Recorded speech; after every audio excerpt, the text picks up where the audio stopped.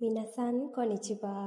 ඉතින් අදත් ඔයාලට ගොඩාක් වැදගත් වන වීඩියෝ එකක් අරගෙන තමයි මම ආවේ. අද අපි කතා කරන්න යන්නේ ස්ටුඩන්ට් වීසා එකේ SSW වීසා එකේ තියෙන වෙනස මොකක්ද කියලා. මේ වීඩියෝ එක අරගෙන එන්න ප්‍රධානම හේතුව තමයි ගොඩක් ළමයින්ට ගොඩක් අයට හිතාගන්න බැරි වෙලා තියෙනවා. ඔයා දැන් අයදුම් කරන්න ඕන මොන වීසා එකටද? ඔයාට ගැලපෙන්නේ මොන වීසා එකද කියලා ගොඩක් අයට ප්‍රශ්නයක් වෙලා තියෙනවා. ඉතින් ඒ නිසා තමයි මම මේ වීඩියෝ එක කරන්න හිතුවේ. අපි මුලින්ම කතා කරමු ස්ටුඩන්ට් වීසා එක ගැන. ස්ටුඩන්ට් වීසා එක ගැන කතා කරනකොට ඔයාලා මුලින්ම දැනගන්න ඕන ස්ටුඩන්ට් වීසා කියලා අදහස් කරන්නේ අපි සිංහලෙන් කියනවා නම් ශිෂ්‍ය වීසා කියන එක. එතකොට ජපානය තුළට ස්ටුඩන්ට් වීසා සඳහා යාමේදී අපි බලන්න ඕනි අපි මුලින්ම කරන්න ඕනි මොකක්ද කියලා. අපි මුලින්ම ස්ටුඩන්ට් වීසා යනකොට කරන්න ඕනි මූලිකම දේ තමයි බේසික්ම දේ තමයි කරන්න ඕන. මුලින්ම එකපාරටම ස්ටුඩන්ට් වීසා යන්න ඕනි කියලා හිතලා ටට්ටක් ගාලා මේ ලෑස්ති වෙලා ඇප්ලයි කරලා හදිස්සි වෙලා එහෙම යන්න නෙවෙයි ඔයාලා try කරන්න ඕන. ඔයාලා try කරන්න ඕන පුළුවන් තරම් ඔයා ස්ටුඩන්ට් වීසා නම් යන්නේ ඔයා බලන්න ඕන මුලින්ම ඔයාලට ගැලපෙන හොඳ බේසික් කෝස් එකක් බේසික් ජැපනීස් ලැන්ග්වේජ් කෝස් එකක් කරන්න ඕන. ඊට පස්සේ බේසික් එකේ ඉඳන් ඉගෙන ගන්න ඕනේ. ඒත් එක්කම ජැපනීස් කල්චර් එක ඉගෙන ගන්නත් උත්සාහ කරන්න. දැන් මේ බේසික් ලැන්ග්වේජ් කෝස් එකක් කරලා ඒත් එක්කම ඔයාට පුළුවන් JLPT N5 විභාගය කරන්න. නැට් වලින් N5 කරත් ප්‍රශ්නයක් නැහැ. ගොඩක්ම මම රෙකමන්ඩ් කරනවා JLPT වලින් N5 කරන්න කියලා. ඊට පස්සේ JLPT N5 කරලා ඔයාලා පුළුවන් තරම් උත්සාහ කරන්න ඕනේ N5 පාස් වෙන්න. එතකොට ඔයාලා ඊළඟට යම්කිසි ඒජන්සි එකක් හරහා ඔයාලට පුළුවන් ස්ටුඩන්ට් වීසා එකට ඇප්ලයි කරන්න. අන්න එතකොට ඔයාලට යම්තාක් ප්‍රමාණයට ජපන් භාෂාව ගැන අවබෝධයක් ඇවිල්ලා තියෙනවා නේද? N5 විභාගයේ පාස් කළා කියන්නේ ඔයාලට ජපන් භාෂාව කියන්නේ කොහොමද කියලා පොඩි අවබෝධයක් තියෙනවා. ඉතින් දැන් ඔයාලට බය නැතුව ඉන්ටර්විව් එකට ෆේස් කරන්න පුළුවන්. මොකද ඔයා මේ වෙද්දි බේසික් එක ඔයා ළඟ තියෙන නිසා. ඉතින් ඔන්න ඉන්ටර්විව් එකක් ගොඩක් ලැන්ග්වේජ් ස්කූල් එකකටනේ ඔයා මුලින්ම යන්නේ ස්ටුඩන්ට් යනකොට. එතකොට ලැන්ග්වේජ් ස්කූල් එකෙන් ඔයාව ඉන්ටර්විව් එකකට ගන්නවා. එතකොට ඉන්ටර්විව් කරන්නේ නැති තැනුත් තියෙනවා කරන තැනුත් තියෙනවා.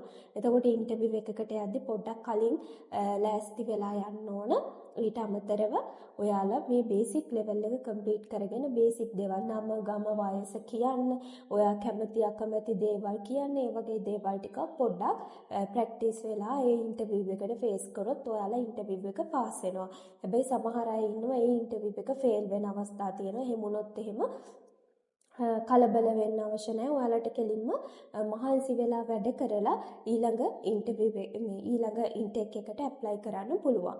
ඉතින් ඔයා ඉන්ටර්විව් එකත් පාස් වුණාට පස්සේ ඊට පස්සේ ඔයාලව සිලෙක්ට් කරගත්තාම ඊටු ප්‍රොසෙස් එක කරන්න තමයි තියෙන්නේ. එතකොට මේ ස්ටුඩන්ට් වීසා සඳහා ඇප්ලයි කරනකොට සැලකිලිමත් විය යුතු දේවල් කිහිපයක් තියෙනවා. එකකින් එකක් තමයි ඔයාලා අවුරුදු 12ක් එක දිගට ඉගෙන ගත්තද කියලා ඒ ස්කූල් එකෙන් බලනවා. ඒ කියන්නේ අවුරුදු 12ක් ලංකාවේ එක දිගට ඉගෙනගෙන තියෙනවාද කියලා බලන එතනදී මම රෙකමන්ඩ් කරනවා අනිවාර්යයෙන්ම ඔයාලා A level පාස් වෙලා level පාස් වෙන්න කියන්නේ ඒ තුනක් අරගෙන නෙවෙයි A level විභාගෙට අඩුම ඉඳගෙන හරි ස්ටුඩන්ට් වීසා සඳහා අයදුම් කරන්න උත්සාහ කරන්න.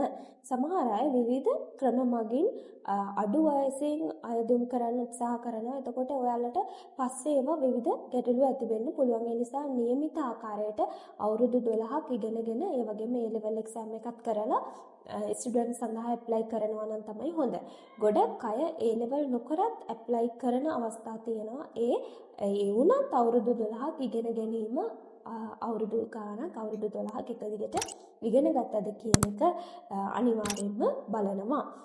ඉතින් ඔන්න ඕක බේසිකලි මතක තියාගන්න ඕන.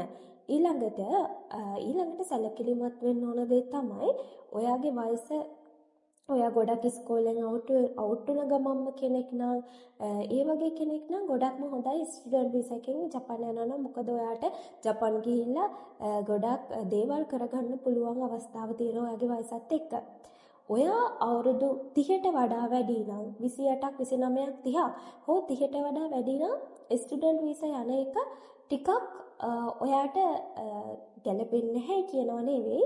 ඔයාට ඒ අදාළ ප්‍රොසෙස් එක ඉවර වෙනකොට ස්ටුඩන්ට් වීසා ගිහිල්ලා ඔයාගේ වයස ටිකක් වැඩිපුර ගිහිල්ලා ඔයාලට වැඩ කරන්න තියෙන කාලය අඩු වෙනවා. ඒ වගේ කෙනෙක් අනිවාර්යෙන්ම උත්සාහ කරන්න මේ ජොබ් වීසා එකකට ජපාන් යන්න. ඒකට පොඩි කාලයක් මහන්සි වෙලා ඔයාලා ඉගෙන ගන්න ජපාන් හදා ගන්න උත්සාහ කරොත් ඔයාට අනිවාර්යෙන්ම ජොබ් වීසා එකකට යන්න පුළුවන්. ඉතින් වයස වැඩි අය අනිවාර්යෙන්ම ජොබ් වීසා එකකටම උත්සාහ කරන්න. එතකොට ඔයාලට කෙලින්ම ජොබ් එකකට යන්න පුළුවන්.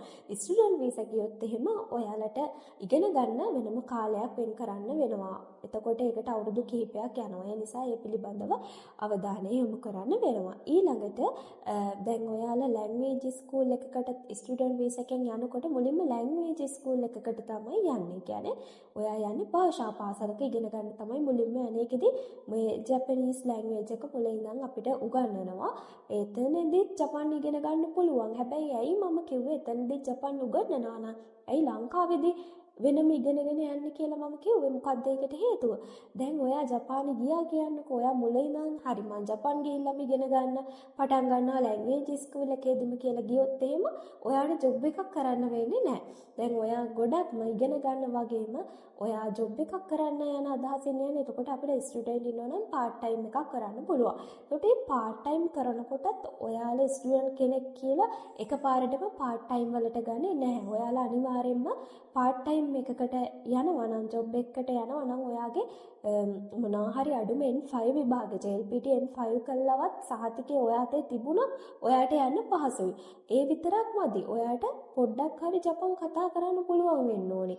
ඉතින් පොඩ්ඩක් හරි ජපන් කතා කරන්න පුළුවන් නම් ඔයා යම්කිසි මට්ටමක ඉන්නවා නම් ඔයාට පුළුවන් කිසිම ගැටලුවක් නැතුව ජොබ් එකකට යන්න. හැබැයි ඔයා එතනදී ඉගෙන ගන්න පටන් ගත්තොත් ඔයාලට ජොබ් එකක් කරන්න යනකොට ඒක ප්‍රශ්නයක් වෙනවා. ජොබ් හොයාගන්න බෑ කියලා ගොඩක් අය කියන්නේ ඔන්න ඔය භාගයට ඉගෙනගෙන ජපන් ගියාට පස්සේ. නිසා හොඳට ඔයාලා යම්කිසි මට්ටමක් හදාගෙන උත්සාහයෙන් ජපානයට යන්න. එතකොට ස්ටුඩන්ට් වීසා ගියත් ඔයාලට ගැටලුවක් වෙන්නේ නැහැ. ජොබ් එකක් හොයාගන්න පුළුවන්. ඔයාලට හොඳට කතා කරන්න පුළුවන් නම්. ඉතින් ඔන්න ඔය දේවල් ටික හොඳට මතක තියාගන්න ස්ටුඩන්ට් යනකොට. ඊට අමතරව දැන් ඔයා ලැන්ග්වේජ් ස්කූල් එකකට ගියාට පස්සේ ඒකේ අවුරුද්දයි මාස 6ක් අවුරුද්දයි මාස 3ක් ඒ වගේ යම්කිසි එම කාලය නිම වුණාට පස්සේ ඔයාට කරන්න පුළුවන් ඊළඟ දේ තමයි ඊළඟට ඔයාට යන්න වෙනවා කෙලින්ම සෙන්මොන් එකකට. ඒ කියන්නේ ටෙක්නිකල් ස්කූල් අපි කියන වෘත්තීය පුහුණු පාසලකට හෝ විශ්වවිද්‍යාලයකට යන්න වෙනවා. එතකොට ඒකෙදී ඔයාලගේ ජපාන් භාෂා කුසලතාවය ගොඩක් හොඳයි නම් ඔයාට යුනිවර්සිටි ඇප්ලයි කරන්න පුළුවන්. එතකොට එහෙමත් නැත්නම් යුනිවර්සිටි ගියොත් එහෙම යුනිවර්සිටි යන්න නම් ගොඩක් උනන්දුවෙන් වැඩ කරන්න වෙනවා. ඒ වගේම JLPT එක්සෑම් උත් ඒ කියන්නේ ඔයා N5 level එක පාස් වෙලා ගියත් ඔයාට ගිහිල්ලා N4 N3 වගේ කරගන්න පුළුවන් නම් ඔයාට ලේසියෙන්ම විශ්වවිද්‍යාලයකට යුනිවර්සිටි එකකට ඇප්ලයි කරන්න පුළුවන්. ඒ තේරුණත් ඔයාලා දැනගන්න ඕනේ යුනිවර්සිටි එකක වැඩ ටිකක් අමාරුයි අපහසුයි කැපකිරීමක් කරන්න වෙනවා. එතකොට යුනිවර්සිටි එකකට ගියොත් අවුරුදු 4ක් විතර අපිට යුනිවර්සිටි එකේ ඉගෙන ගන්න වෙනවා. ඊට පස්සේ හැබැයි ඔයාලට ලොකු chance එකක් හම්බ වෙනවා. ඔයාලට ඊට පස්සේ working visa apply කරලා හොඳට ජපානයේ වැඩ කරලා හොඳ ජොබ් එකකට ගිහිල්ලා හොඳට ස්ටේබල් වෙලා ඉන්න පුළුවන්. හැබැයි දැන් සෙන්මොන් ගියත් ගැටලුවක් නැහැ. ඔයාට සෙන්මොන් එක අවුරුදු දෙකක් ඒ වගේ කාලයක් යනකොට වෘත්තීය පුහුණු පාසලක වුණත් ඒ කාලය අවසන් කරගන්න පුළුවන්. ඊට පස්සේ සෙන්මොන් එකකට ටෙක්නිකල් ස්කූල් එකකට යනකොට අනිවාර්යයෙන්ම ඔයා බලන්න ඕන කොහොමද ඔයා ගැලපෙන කෝස් එකක් තෝරගන්න. ඔයා ඉස්සරහට කරන්න ඉන්න දේවල් වලට ගැලපෙන කෝස් එකක් තෝරගන්න උත්සාහ කරන්න. එහෙම නැති වුණොත් එහෙම මේ ඔයාලා දැන් සෙන්මොන් එකේදී ඔයා හිතන්නේ නැතුව මොකක් හරි දෙයක් කෝස් එකක් තෝරගත්තොත් එහෙම ඒක ඉස්සරහට ඔයාට නොගැලපෙන්න පුළුවන්. ඒ නිසා කල්පනා කරලා ඔයාගේ අනාගතයට ගැලපෙන කෝස් එකක් තෝර ගැනීමට උත්සාහ කරන්න සෙන්මොන් එකේදී. ඉතින් ඔන්න ඔය දේවල් ටික තමයි අපිට කියන්න තියෙන්නේ ස්ටුඩන්ට් වීසා වලදී. හොඳයි. එහෙනම් අපි ඊළඟට කතා කරමු SSW වීසා එක ගැන. SSW වීසා කියන වචනේ SSW කියන එකේ තේරුම තමයි ස්පෙසිෆයිඩ් ස්කිල්ඩ් වර්කර්ස්. ඒ කියන්නේ මේ SSW වීසා එකේදී අපි කෙලින්ම ඉගෙන ගන්න අවශ්‍ය නැහැ. කෙලින්ම ජොබ් එකකට තමයි ජපානයට අපි යන්නේ. එතකොට මේකෙදී කරන්න ඕන දේවල් කිහිපයක්ම තියෙනවා. ඒ කියන්නේ දැනගන්න ඕන දේවල්, කරන්න ඕන දේවල් කිහිපයක්ම තියෙනවා. ඒකෙන් පළවෙනි එක තමයි SSW වීසා යටතේ ඔයා ජපානයට යනවා නම් යන්න බලාපොරොත්තු වෙනවා නම් අනිවාර්යෙන්ම JLPTN4 හරි නැත්නම් JFT හරි කරලා තියෙන්න ඕනේ. එතකොට ඔයාලා දන්නවා JLPT වල N5 වලින් පස්සේ තියෙන ලෙවල් එක N4 නේ. එතකොට N4 ලෙවල් එක හෝ ඒ JFT එක්සෑම් එක. JFT එක්සෑම් එකේ ලෙවල්ස් නෑ. තනි එක්සෑම් එකක් නේ තියෙන. එතකොට JFT හරි ඒ දෙකෙන් එකක් පාස් වෙලා තියෙන්න ඕනේ. ඒ විතරක් නම් මදි. ඔයාලා යන ෆීල්ඩ් එකට අදාළව ස්කිල් එක්සෑම් එකක් කරලා තියෙන්න ඕන. ඒ කියන්නේ මොකද්ද? ෆීල්ඩ් එක කියලා මම අදහස් කරේ අපි SSW වීසා යටතේ අපේ රටට ඒ කියන්නේ ශ්‍රී ලංකාවට ලැබිලා තියෙන එක එක කැටගරිස්. ඒ කියන්නේ අපිට විවිධ කැටගරි යටතේ ඒ එක එක රැකියාවල් වලට යන්න පුළුවන්. උදාහරණයක් විදිහට ඔයාලා අහලා ඇති නර්සින් කෙයා, ෆුඩ් සර්විස් ඒ වගේ ජොබ්ස් ගැන අහලා ඇති. ඒතකොට නර්සින් කෙයා කියන්නේ හෙද සේවා, ඊළඟට ආහාර සේවා කර්මාන්තය, ඊළඟට ඇග්‍රිකල්චර් ෆීල්ඩ් එකේ කියන්නේ කෘෂි කර්මාංශේ, දීවර ඔය වගේ එක එක ෆීල්ඩ් තියෙනවා අපිට යන්න පුළුවන්. ඒතකොට ඕකට ඒ අදාළ ශාස්ත්‍රයට අදාළ ස්කිල් එක්සෑම් එකකුත් තියෙනවා. එතකොට අර මං කියපු එක්සෑම් එකට අමතරව ඔයාලා මේ ස්කිල් එක්සෑම් එකත් පාස් වෙලා තියෙන්න ඕනේ. ඊට පස්සේ ඔයාලා ඇප්ලයි කරන ඒජන්සි එකකින් අපි ඒජන්සි එකක් through අපිට ඇප්ලයි කරන්න පුළුවන්. එතකොට එතනදී ඔයාලා මතක තියාගන්න ඒ ඇප්ලයි කරනකොට එතනදිත් අපිට ගොඩක් දුරට ඒ ගන්න අපි යන කම්පැනි එකෙන් අපිට ඉන්ටර්විව් එකක් තියෙනවා. එතකොට එතනදී බලනවා අපේ ස්පෝකන් ලෙවල් එක කොහොමද කියලා.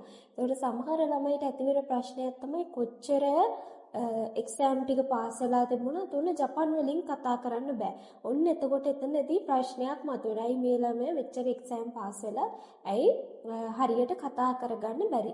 නම ගම වයස ඊට අමතරව ප්‍රශ්න කිහිපයක් තියෙනවා එතනදී අහන. එතකොට ඒවට හරියට ලෑස්ති වෙලා පාඩම් කරගෙන ඒවත් කරන්න වෙනවා. ඊට අමතරව ඔයාලා කල්ලිඳන්ම පොඩ්ඩක් ස්පෝකන් පැත්තත් හදාගෙන යන්න මහන්සි වෙන්න ඕන.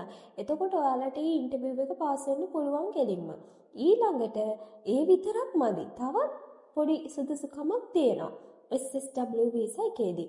ඒ තමයි ඔයා SSW වීසා එකේ යනකොට ඔයාගේ සෞඛ්‍ය තත්ත්වය කොච්චරක් දුරට තියෙනවද කියලා මේ සෞඛ්‍ය තත්ත්වය මැනලා ඒක විතරක් වෙනම අපි රිපෝට් එකක් ඉදිරිපත් කරන්න වෙනවා. ඔයාලගේ කොහොමද සමහරක් අයට අර බ්ලඩ් ෂුගර් ඒ වගේ දේවල් වැඩි වෙලා ඒ නිසා ඒ තැනදී මෙඩිකල් රිපෝට් එක ගන්න බැරි වෙන අවස්ථා තියෙනවා. ඒ නිසා තමන්ගේ හෙල්ත් එක ගැනත් ගොඩක් හිතන්න වෙනවා. SSW වීසා එක යටතේ ජපානය යනකොට නැත්තම් ඔක්කොම කළා අන්තිමට බලනකොට අර මෙඩිකල් රිපෝට් එක ගන්න බැරි වෙන ෆේල් වෙන අවස්ථා තියෙන්න පුළුවන්. ඊළඟට ඒක ගැන සැලකිලිමත් වෙන්න ඕනේ.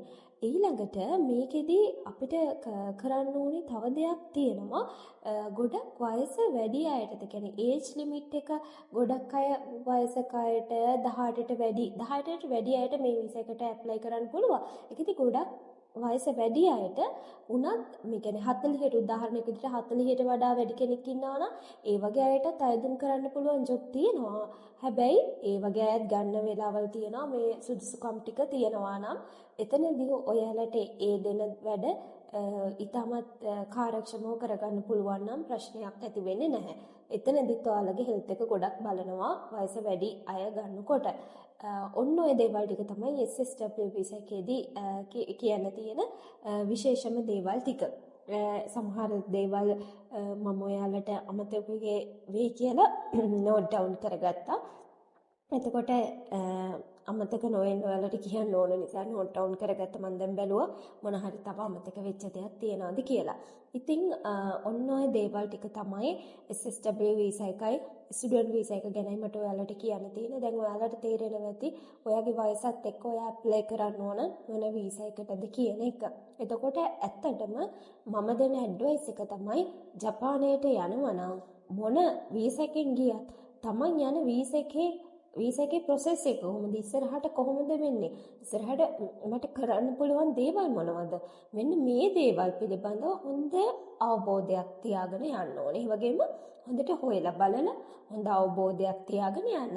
එතකොට ඔයාලට හොඳ පැවැත්මක් තියෙනවා ජපානයේ තුලදී. ඉතින් ඔන්න ඔය දේවල් ටික තමයි අද මට ඔයාලට කියන්න තිබුණේ. ඉතින් ආයෙත් මේ වගේ වැදගත් වීඩියෝ එකක් අරගෙන ආයෙත් දවසකදී අපි එහෙනම් හම්බ වෙමු.